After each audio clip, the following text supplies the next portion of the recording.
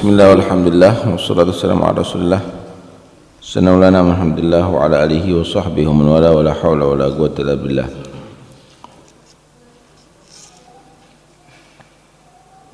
An Anas bin Malik radhiyallahu anhu qala kharajtu ma'an nabi sallallahu alaihi wasallam ila Khaybar akhdimuhu falamma qadima nabi sallallahu alaihi wasallam raji'an wa badalahu Uhud qal hadha jabalun yuhibbuna wa nuhibbuh. Kata Anas menyatakan aku keluar bersama Nabi SAW ke Khaybar untuk berperang ya. Akhdimuhu, aku khidmat kepada Nabi. Falamma qadima Nabi, ketika Nabi udah sampai ada di Khaybar, ketika Nabi SAW raji'an pulang dan nampak gunung Uhud, maka Nabi menyatakan hadza jabal, ini gunung, yuhibbuna, cinta kepada kami, wa nuhibbu, dan kami cinta kepada ini gunung.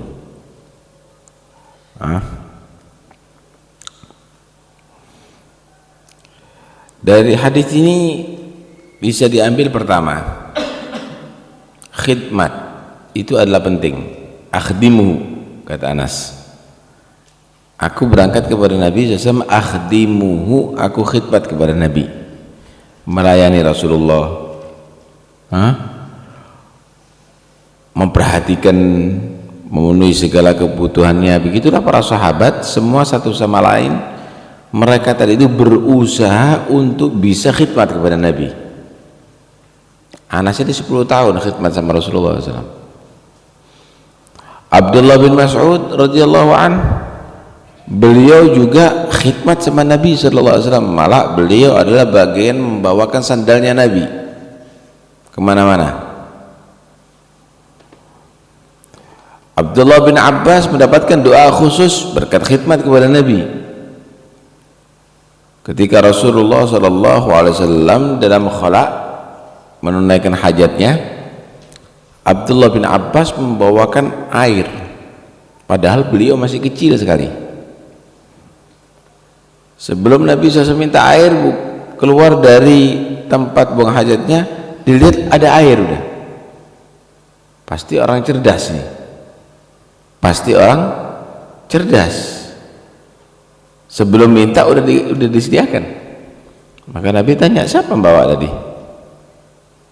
Ternyata bukan orang dewasa, anak kecil. Di situ Nabi SAW mendoakan khusus kepada Abdullah bin Abbas, Allahumma faqihu fid din wa 'allimhu ta'wil. Jadilah habrul ummah berkat khidmat.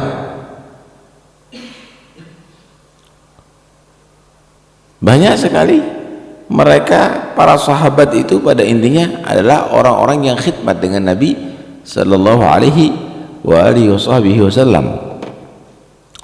Karena itu ketika mendapatkan orang yang saleh, mendapatkan orang yang dekat kepada Allah, jangan segan-segan untuk khidmat. Karena ternyata khidmat itu adalah pintu utama untuk mendapatkan keberkahan, untuk mendapatkan kesuksesan. Sehingga dikatakan man khadama khudima, siapa khidmat bakal akan dikhidmati masa depannya. Yang kedua, Nabi mengisyaratkan ini gunung cinta kepada aku, dan aku cinta kepada ini gunung. Ini menunjukkan keutamaan bagaimana itu gunung dicintai oleh Rasul sallallahu alaihi wasallam, karena gunung itu cinta kepada beliau. Anda bisa bayangkan, kalau sudah gunung itu karena cinta kepada Nabi bisa dicinta oleh Nabi, apalagi ente menjadi umatnya yang cinta kepada Nabi, maka Nabi akan cinta kepada kamu semuanya.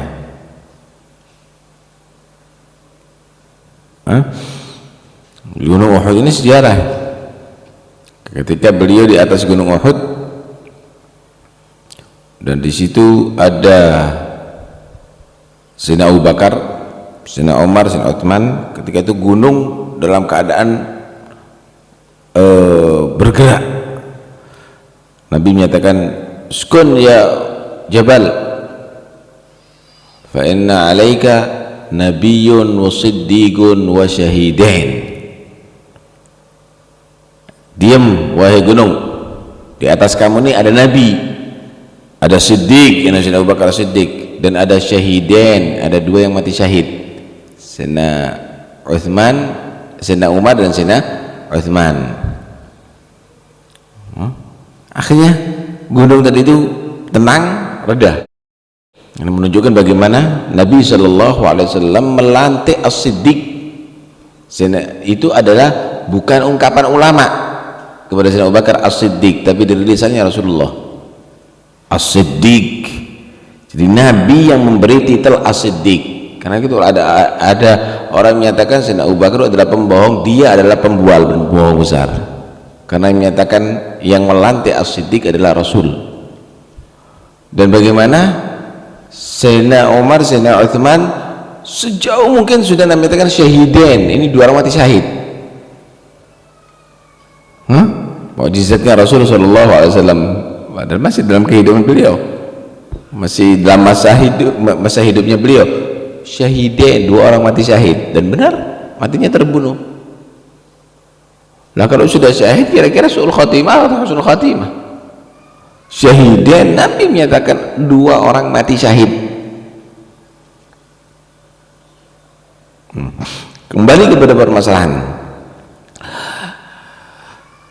tempat gunung-gunung ini dikatakan aku cinta. Kalau sudah begitu ya berarti ada menjadi satu kemuliaan. Karena itu jangan disalahkan kalau ada orang misalnya mendaki itu gunung, ingin mendekati gunung yang dicintai oleh Nabi, dan gunung yang disaksikan oleh Nabi bahwa dia cinta kepada Nabi. Boleh, kenapa? Kalau dikatakan bid'ah. Kemudian apa perlunya Nabi memberikan isyarat ini gunung cinta kepada aku dan aku cinta kepada gunung? Apa perlunya? Udah omong kosong ini hadis. Ini satu isyarat, gunung ini rawat, gunung ini perhatikan, gunung ini harus kamu cintai. Bukan berarti dibongkar, bukan berarti bid'ah kalau datang ke sana. Lah apa perlunya hadis Nabi SAW bawakan ini hadis? Apa perlunya? Kalau bukan untuk itu, bukan untuk kita lihat itu gunung, bukan untuk kita datang itu gunung, apa perlunya? Ini gunung cinta kepada aku dan aku cinta kepada gunung, khalas, bualan itu. Ya sudah itu aja, selesai. Lah, karena itu cobalah berpikir sedikit itu orang-orang itu. Apa perlunya Nabi menyatakan begitu? Apa perlunya? Itu semata-mata adalah satu isyarat. Ada beberapa tempat perlu kamu datangi. Ada beberapa tempat perlu kamu pergi ke sana. Kenapa? Pasti ada hikmah ada di sana. Seakan-akan Nabi menyatakan, perhatikan itu gunung Uhud, karena itu gunung aku cintai. Ada hikmahnya ada di situ. Biarlah orang datang ke sana. Apa di situ? Bimbing kalau memang ada yang salah. Takut syirik, bimbing supaya dia kuat imannya. Bukan berarti gunungnya kamu hancurkan. Ini ngaco ini yang ada sekarang ini. Takut syirik, Madinatu syirkin katanya dia. Bongkar kuburan sana, hancur kuburan situ. Ini bukan Madinatu syirkin, ini kamu yang tidak benar suudon sama orang. Bukan gitu cara mempertahankan tauhid. Cara mempertahankan tauhid, ajari iman kepada orang.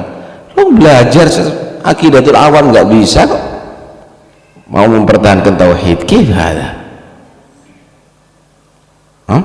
Karena itu